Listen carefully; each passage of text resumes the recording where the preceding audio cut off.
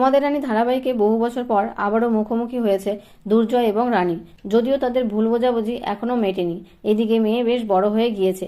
এর মধ্যেই গল্পে আসতে চলেছে বড়সড় টুইস্ট।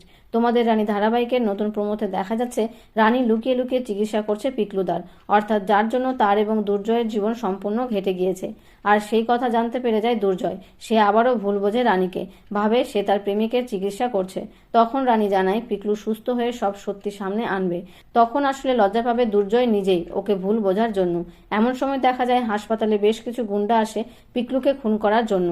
তখন রানী তাদের সেখান থেকে মেরে তাড়ায় এবং প্রতিজ্ঞা করে এবার সে সত্যি আনবে সবার সামনে। এখন দেখার পালা এটাই যে আবারও ওদের সম্পর্ক জোড়া লাগে কিনা। তোমাদের রানী ধারাবাহিকটি স্টার জলসার অন্যতম হিট মেকা। এখানে মুখ্য ভূমিকায় অভিকা মালাকার এবং অর্ক প্রভুকে দেখা যাচ্ছে। তাদের দুর্জয় রানীর জুটি সোশ্যাল মিডিয়ায় বেশ হিট। সকলে তাদের ভালোবেসে দুর্জানি বলেই ডাকে।